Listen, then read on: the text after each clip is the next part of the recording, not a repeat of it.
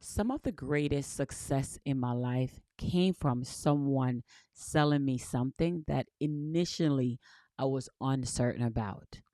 Hey, it's your girl Sherry Summer Bell, and I want to talk about sales psychology today.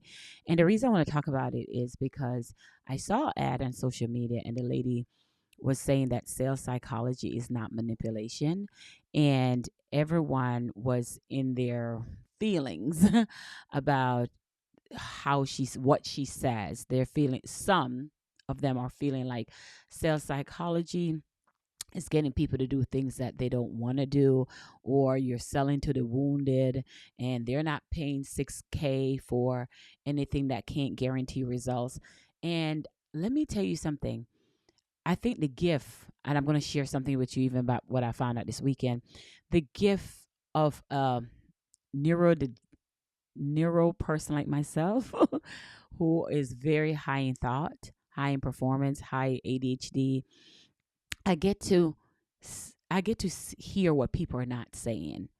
And when I hear conversations like that, I wanted to come on my platform because that's what my job is, to dissect, to get people a better understanding, because people speak from the belief of what they know.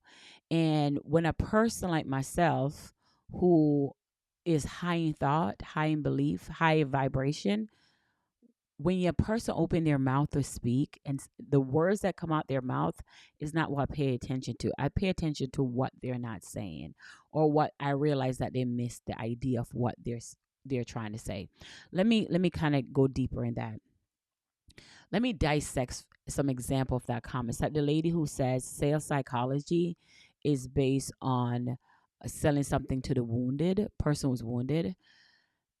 Now, let me say, I'm not gonna say that is not true, because there are some people who are super good in sales and they will sell you something, and you may not need it. Like their example, I've seen people who want to pay for ads, but truth of the matter is they don't even know what their messaging is, but yet they're running ads. Their messaging not dialed in. Does it mean that the ads not going to help them? No, because eventually if they learn ads, that they still have to learn that no matter what. But the sequence of how they learn the thing may be different. So I get it. I get it, because truth, I can't tell you anything that I have bought that did not help me. Even if it didn't help me initially, eventually down the line, I needed to learn it, and I'm glad I learned it because I'm using it now. So now let's get back to what you were saying about sales psychology is selling to the wounded. Let's talk about that. Here's the thing. It's based on you how you look at things. That's the story that you tell yourself, because that person, I have yet to find someone again that sold me something that I didn't find a way to use it. Like I didn't find a way to say, oh, this thing, it come in so handy now. I'm trying to recall something I bought the other day. And at first when I bought it, I didn't think that I needed it. But as life pursue, I'm like, oh my goodness, I'm so glad I did that. I'm so glad I bought that. I'm so glad I have that. So, and if a person's wounded, they're the person who really need the thing more than anything else. A wounded person, in my opinion, is a person who's going through a pain. And if they're going through a pain, that's what they need. They need to, like, not because, here's the thing, not because the person failed to do the instructions of the thing to get rid of the pain. That's not on the seller. That's on the individual. Now, another part example of the person another person says is they say something like, I'm not going to pay 6 grand for something that I can't guarantee. Now, let me also say this. Let me shift the story, because it's all about the story that we're telling ourselves when we say the diabolical things in our head. You're paying 6 grand to learn a skill, and I don't know what that person's skill is, so I can't speak on it. But in their case, in that story, whatever she was saying, I guess it was 6 grand. I guess it was. But more than likely, you pay to learn a skill. And a skill for me is something that you will always use. I paid to learn how to use a customer relationship manager. I'm using it today. There are times people get applied to work with me, and when they apply to work with me, they're like, "Hey, I want what you have. I want your funnel system because I got a text message, I got a reminder, I got a thumbs up if you're coming, and all sorts of. I want that. I want to set that up. Can we set that up? How do we set that up? I want that for myself as well, right? That funnel I paid for, I invested in, keyword, back in 2017 when I was leaving my law enforcement office. And I got on the phone with a lady, and she says, "Well, do you have an email list? Do you have somewhere you can send people to and set up something when they call you or book a call with you?" I'm like, "No, I don't have that." And that initial investment was between $5,000 to $6,000. And I made that initial investment, and I paid that investment off. But guess what? I am still using this skills till this day. Now, when I made that investment to pay for that customer relationship manager, I couldn't guarantee that there are going to be people coming on my email list.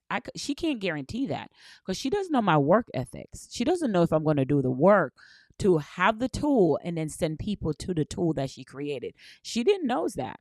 What she did is provided me with a tool, but it was up to me to make sure I do the marketing and sales. It was up to me to learn how to communicate my value to get people to the tool that I have in the back end. That's not on her. That's on me.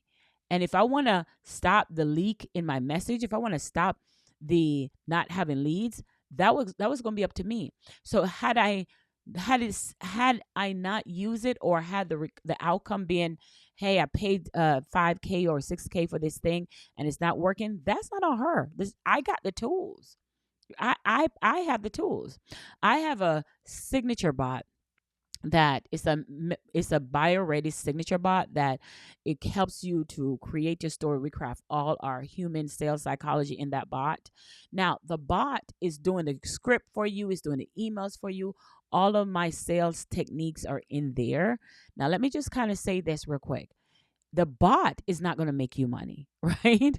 The bot, you have to implement, you have to answer the questions in the bot so it can populate the answers for you, of what craft the message for you. And then from that message, even then, it's still not going to make you any money. You have to take the message, put it out there on the online streets, or these Beyonce online streets, and then do the reps necessary to get the results. So when people are saying sales psychology, or saying that there's a manipulation in sales psychology, I don't understand that. Because you know what's manipulation? Manipulation is staying the way you are. Manipulation to me is when, you know what hurt me more? When I hear words that come out of people's mouth at the low vibration of what they're saying, because that tells me that they haven't been anywhere, they haven't traveled anywhere. Life has been hitting them left and right, and it shows in how they respond to certain situations. And because it shows in how they respond to certain situations, this is what makes them feel uncomfortable. But if they just follow the instruction and believe with certainty about the things that they can do and the gift that they have, that gift will make room for them to be profitable, that they can see the world. And the purpose of seeing the world and the purpose of experiencing the world is because the conversation is different. The conversation is different. You choose differently. You stop you from having low self-esteem because you start believing yourself more. So the idea behind this whole idea is, a person don't even realize how broken they are, but a person with high thinking can see how broken they are based on the words that come out of their mouth. And then people has to have, when one of the let me stay here for a second.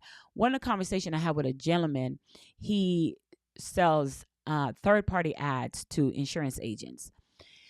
And I said to him one day, I said, you know what? I said, I don't understand why, and I love what he do. He's amazing at what he do. Let me just point it out. But I said to him, I said, I don't understand why people buy third-party ads, leads to buy from people that sell third-party leads, when truth of the matter is they could build their own brand and generate their own leads. Now, when I said that to that gentleman, and it's no, fault of his or he did anything wrong, he said to me, which really opened my eyes and got me really thinking, because I love men when men can really, talk to me. All right. So he said to me, he said, Sherry, he says, you know why they buy it? He said, because they don't believe in themselves enough to create their own brand presence. They don't believe in themselves enough. That's number one. Number two, he said to me that they're going to buy it.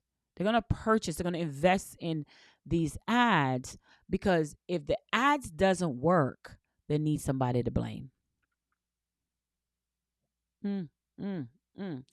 If the ads does not work, they need someone to blame. I just want to kind of sit there for a second. What does that mean? That means to me, when I hear somebody say something like that, is they will not go out there and bet on themselves to build their own brand positioning, to position them to be seen as an expert, to be seen, to be heard, to be paid. They won't do that because if that doesn't work, then they have no one to blame but themselves. So being able to invest in a third party to generate ads for them, if the ads doesn't work, then he's the bad person and he didn't do this. When truth of the matter is the ads didn't work because you didn't work it. And I was like, hold on, I fix this right here. Like, I was like, okay, that totally makes sense. So do you see what I'm saying? Like people always want to find somebody to blame for their situation, for their destruction, for their thing. I think if I can tell you the most meaningful thing that has ever changed my life is holding myself responsible for anything that goes wrong, even if I wasn't the cause. Holding myself accountable and says, okay, so this is what I'm working with. All right, I'll take it. I'll take that L. I will take it. Holding myself responsible for even if I had anything to do with the situation. If I paid for something and it didn't turn out to be what I thought, even if I like you bought an outfit and the outfit came and it's not, I'm like, okay, my bad. I can either return it or I can keep it or I can give it away. But I think we live in a society that the reason why people are stuck, the reason why people don't receive their desires is because one, they don't have certainty, and two, they blame other people for their behavior. They blame other people for the outcome. When we take the blame of other people, and I'm not even telling you that you should have the blame. Sometimes it's just life. This is life. Life is just handed to us. This is life, you know? And I was listening to Pastor talk about, in this world, he said there will be trouble. There will be trouble in the world. But if we go back to sales psychology, I want you to understand that if you're walking around here with limiting belief, you're walking around here in survival mode, if you're walking around here depressed, if you're walking around here that life has just been hitting you left and right, and if you're walking around here from desperation, the only way for someone to help you or guide you on the other side is to offer you an opportunity, is to offer you a different way, is to offer you a new perspective. That's a gift. That's a gift. If you're at home and you're looking at your home, you're like, man, I gotta clean the bathrooms. I gotta make the bed. I gotta vacuum the house. I gotta do the chandeliers. I say I want the chandeliers, but no one tell me the work of cleaning it. I got it for my wedding. I'm like, it's beautiful, but man, the cleaning of it is something else. I gotta do all this stuff. I gotta clean the bathtub. By the time I'm done, I can't talk to you. What I'm doing right now. By the time I am done, there's no time to talk to you. So therefore, I have to hire somebody who's best at it than I am. I have to hire a cleaner to come in and put in the time that I don't have to put in. My job, my gift, my expertise is this, what I'm doing right now to you. So why am I telling you this? Because you cannot have a transformation. I cannot expect my house to be gorgeous and beautiful without not paying somebody else to do it. Because the time it take me as one person when 4 ladies are coming to my house to clean, they're going to do a way better job than me. Way better job. So I cannot have a transformation without thinking that there's not going to be some type of transaction to get me on the other side. For everything that you need in life to be on the other side, it's going to require a transaction. It's going to require investment. And let's be very clear, half the time when you're doing that investment, initially you're going to be uncertain, and that's okay. Being uncertain does not mean that the transaction is wrong. Being uncertain, that's part of it. That's because you care so much. You want to be better. You want to impact life. You want to create a transformation. But I wanted it to share with you that the type of high level women, and I've always invested in believing better, going after my dreams in spaces with women. I heard a young lady say this, and I think I said this on here before, my YouTube channel, but I'm going to say it again. For years, I would like I'm cautious in saying this because I know my girlfriend's going to see this, but for years I would attend events and I would be at a table and I would listen to someone talk and I would just zoom out and I would just like, okay. And then I would just zoom out. And my girlfriend, I have a girlfriend that would catch me. She would squeeze my hand. She would just like squeeze my hand, like get back to here, get back to here. Because I would just zone you out. And then if you're at church and there's a gentleman or someone, not necessarily a gentleman, someone is speaking, and I would just, because I want to respect them, but my ADHD, my hyper mindset, the way how I function is just, my neuro mindset is just super high. So my mom will grab my hand to like focus back, like focus back. There are times when like somebody's talking to me and I'm trying to respect them. And then my husband will give me that look and I would just kind of like, okay, I'm back. Like, like, hey, pay attention, And the reason for me acting that way, like I am clueless or my mind is on the water, I think that's how Macy explained it. The reason for me is I just feel like I could not stay focused to function in low value places. Like I don't mean low value like money. I'm not talking about just low thinking, low belief system. I could not feel my ability to do that. And I thought something was wrong with me. And I was like, I would reach out to my spouse and I would reach out to my friends and I would just like, I just need to get away. I need something else. And I would say thinking something mentally is wrong with me because when people are talking to me about their life and their excuses or why they can't do something, it just would do something to my soul. And I just couldn't understand, well, if this is normal for them to feel and believe this way, but my mind know that there's higher, there's bigger, there's elevation, there's, why am I like, what is wrong with me? Why I feel this way? I used to just kind of like cringe up like a child, like it's just like waiting for somewhere to explore, waiting for somewhere for my brain to be elevated. And the only place I could find elevation and only place I could find is to find like-minded individual who is going through the same places, same situation as me. Like, oh my God, like you complain about the same thing 5 times. Do something about it. like, stop making excuses for the space that you're in. Oh my God. Like, oh my God. Stop. I would listen. And I remember when I started to breathe and started listening to, I started investing higher, investing higher, investing higher. And as I got in rooms and I was in rooms for hours, I would attend a conference, I would attend a mastermind and would sit there and we just dissect. One time, my girlfriend and I, we were in Atlanta and they said, hey, let's meet up. And I meet up with my mastermind sisters. And man, we sat in that room until 3-4 o'clock in the morning. No, we were catching a plane. This was in Atlanta. I'm trying to remember my favorite place I wanted to go, but it was in Atlanta, Georgia. It's not Atlanta. I can't remember the name, but anyway, it's on top of my lips. And we were inside the meeting room of the hotel for hours, 3-4 o'clock in the morning. We were up just deciding about our launch and how we're gonna launch and what we're gonna put out there in the world, what masterclass, what challenge, what conference, what event, what thing we're gonna host, and I mean, it was just so breathtaking. I remember coming home to my husband. I said, I found my people. I found my people. I found my people. I found my people. And I found my people. I was hungry for more knowledge and more experience. I was hungry because it was so draining in spaces of hearing comments like what I was hearing.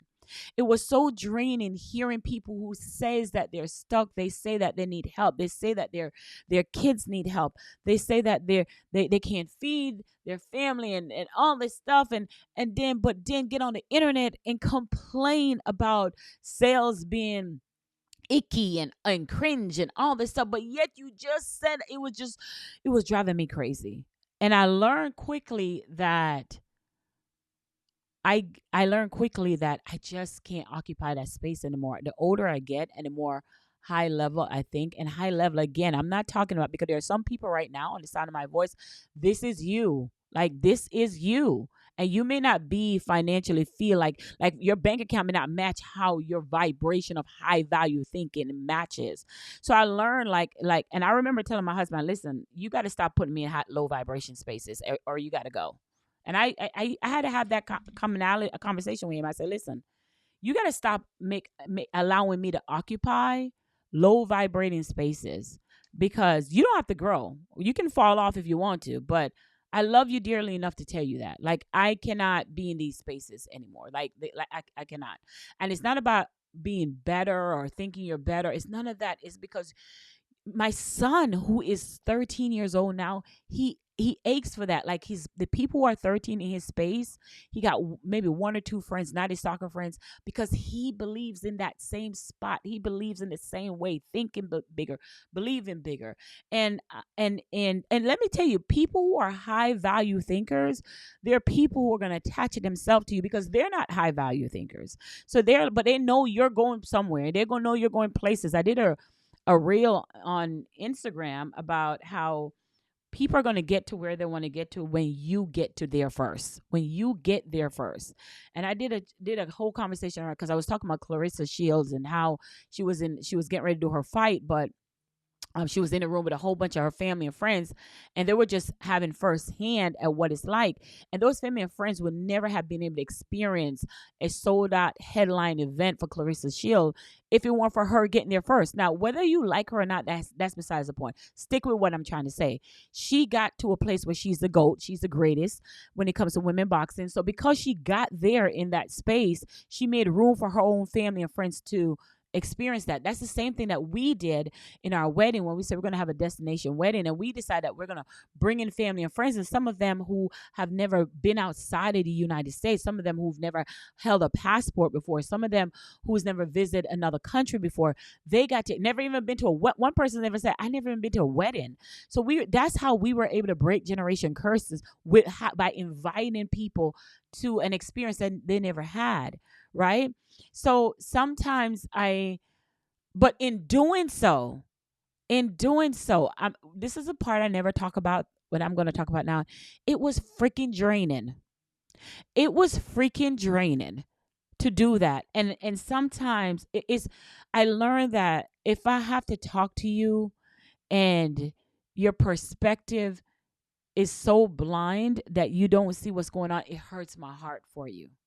I have empathy for you because I realize that the person sometimes don't even realize, and you're going to get client, you're going to get prospect like that. Like they don't even see how stuck they are. And it hurts my heart that they can't even foresee how stuck they are. And there's nothing you can do for them until they're ready to invest in themselves. All you can do with them is release them back out to the place of where they're stuck. So this young lady that was advertising this and talking about sales psychology and the comments, negative comments that was coming in, all she can do is just release them till they're ready. But one thing I will say about time. So Sherry, when will they get ready? Because this is a heartfelt video that I'm doing right now. When will they get ready? Time will always show them. When a person who has not yet got it yet, sometimes it's age, sometimes it's environment, sometimes is is how they were raised, childhood trauma. Sometimes, because sometimes there's so much, but it's so much. But how when did it will arrive as time go by, as they make the choice to add themselves into spaces, as they make the choice in life, they'll look back and be like, why did I do that? Why did I say that? Because again, I didn't wake up like this either. There were times I would say something in college. I remember something a guy said to me, and and he was like, "You wouldn't date a guy if he was riding a bicycle." Now, again, this was when I was in college days, my college days. I was like, "Oh no, no, no, no! I would never do that." Right? And I look back now and like, why did I say that? So, well, why did I even have that? Why did I even say that? Right. So there's some times I'm like, oh my God, that's the space I was in my head mentally. But again, I'm like, I'm a college student, get my criminology degree, and why would but that guy, and he said to me, but that guy may be riding a bicycle so he can drive a car later. That's so he don't have to, he can pay in full for his car. And I think even when I decided that I was going to say yes to my husband, I put a post upon his birthday and I said something like, I don't love him because he loved me. I love him because of who I can become when I'm around him. I cannot picture anybody else that would put up with the fast way of how I evolve and fast way of how I grow, and then give me the space to be able to do that. Like, give me the space to be able to grow, to be able to evolve. And that's how I say, I know this was a fit from God, because anybody else would be like, I have to do this, I have to do that. And because I'm constantly evolving and he has to constantly keep up with my evolution. And that can be draining for somebody. But for somebody who says, hey, I don't move as fast as you move, but I'm willing to give you the space to grow. I'm willing to take care of the basic stuff. I'm willing for you to, your car got to be ready when you're ready to go. I'm willing to make sure that home is taken care of, so that doesn't stop you from being the woman that you want to be. I don't give a flying flip with Tom, who have $1 million, who I work with every single day, cannot beat somebody who's willing to give you the space to do what I'm doing right now. Like to wake up and get dressed and get on camera and do this right now so he can hold home down. Baby, if you found somebody like that, keep them because they're worthy of, trust me. Because I've been in spaces where the guy's like, can't do that. But when you found somebody who is able to have you grow and move, then it gives you space to think in a high vibration. It gives you the room to think in, or instead of saying, oh, I got to fold those clothes, and I got to cook that food, I got to do this, I got to do that, I got to do that. So that by itself is a gift, a gift. So when a person say to me, or I hear or read when somebody's talk about sales psychology and they're saying this is a scam and this is, all I hear, what they're not saying is, you don't have someone that give you the space to think in a higher level. You don't have permission. You don't believe you have permission. You don't stop for a second to think and shift your story. So all you're telling me, like, people say a lot to me without saying what is, I don't look at what a person write. I look at what a person's not saying. I've been getting this DMs, and I said something on my Facebook, like, if you cause destruction, you don't get a chance to speak bad about a person when you're part of destruction. Now I throw that out there, and my DM is flooded with people like, you say things on your posts that I can't say or I would want to say, and I'm like, yeah, that's it. Like, you don't get a say so if you're part of the destruction. So going back to communicating your value, going back to speaking the thing, going, all of that ties in. And I didn't know the flood of DMs and messages I would get from people like, yeah, my coworker did this and this person did that. And man, you be in my brain sharing. But here's the thing. And one of the ladies, she said, where do you come up with this thing? Because I know the initial person is not even thinking in that manner. They're not even thinking in that manner. So sometimes my girlfriend like, do they hear the words that's coming out of their mouth? Do they really check themselves? So it's the same way when I'm having these sales calls. It's the same way. So if you are, I want to take a pause right now, and I want to talk to that high value thinker, who is just like me, who's always kind of figuring out things. The people call us overthinker because we're just neuro.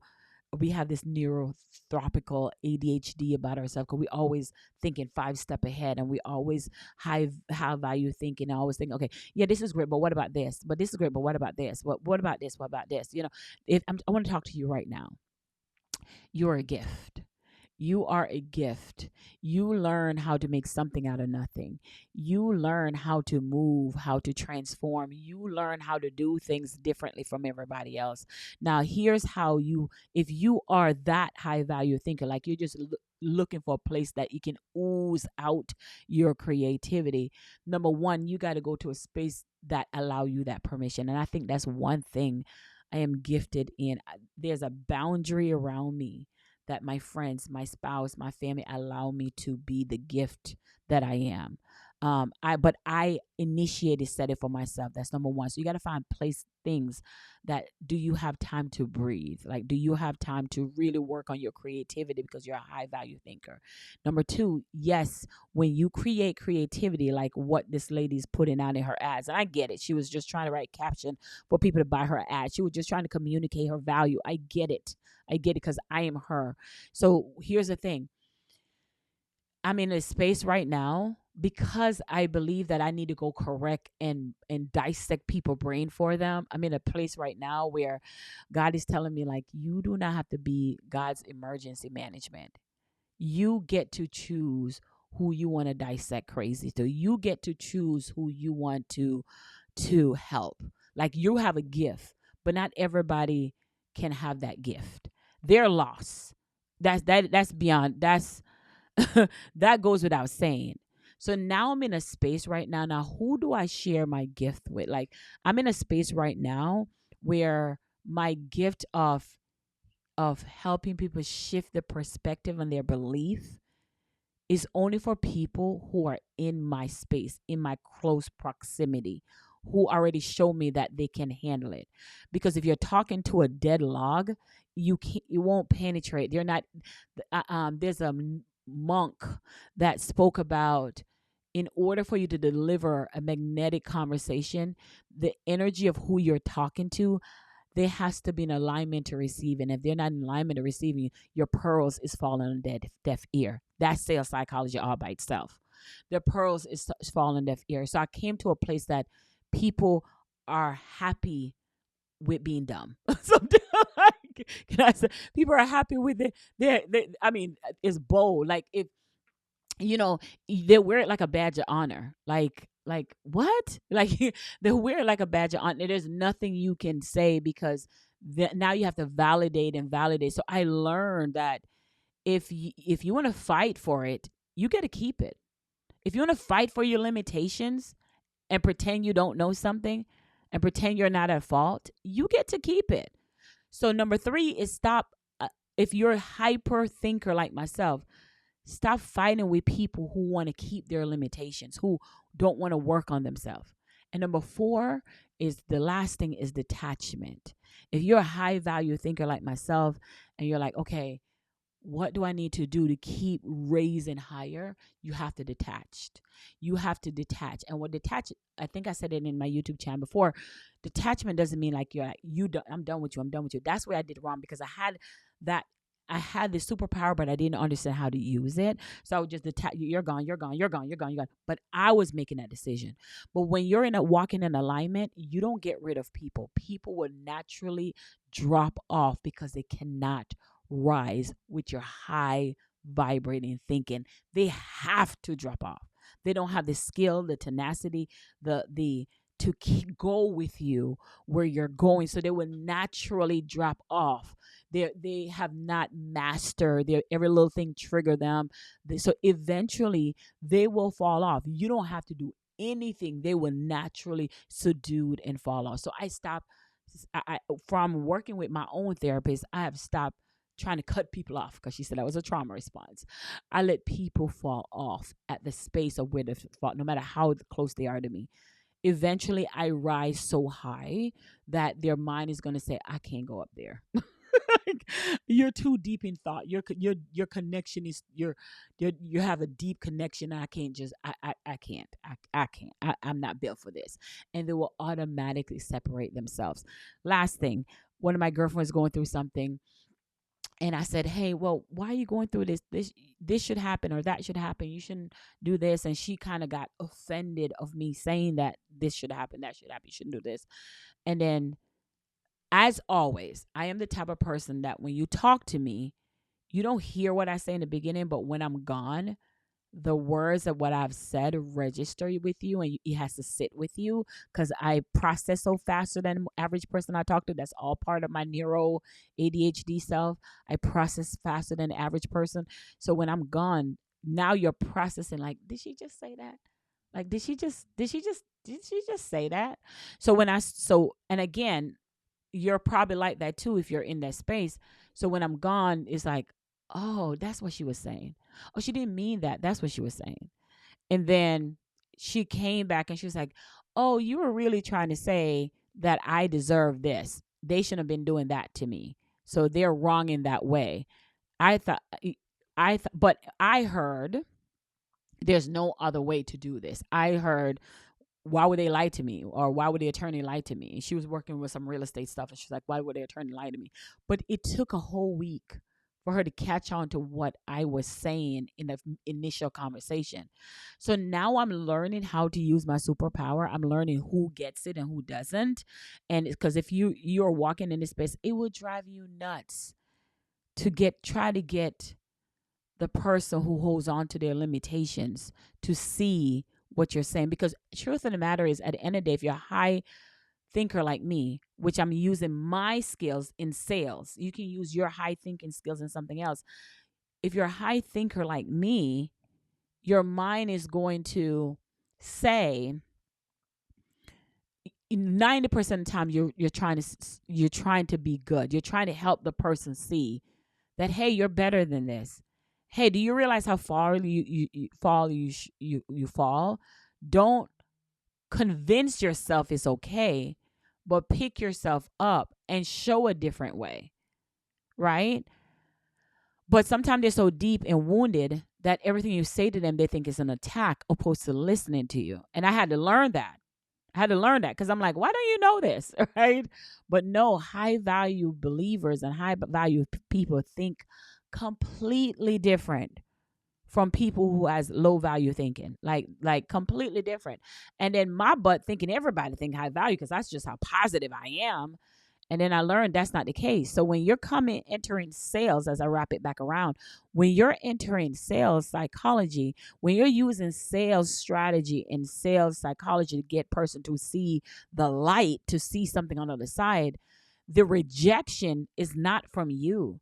The rejection is from trauma. The rejection is from survival mode. The rejection is from depression. The rejection is from desperation. So you can't own their rejection. It's just who they are. Now, if you care anything about anybody, it's going to hurt your heart. It's going to hurt your heart because the part that hurts me the most, I don't look at the initial person. I look at this person got kids. And this is the level of what these kids are going to feel or learn from. This person has grandkids or wherever.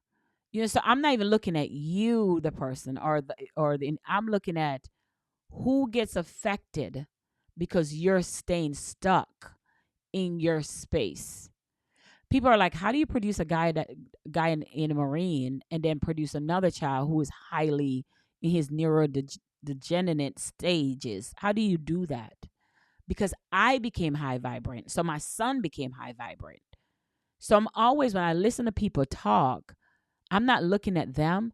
I'm looking at how will your kids suffer for your lack of inability, for your lack of knowledge. Because without knowledge, your people perish. That's what the Bible says.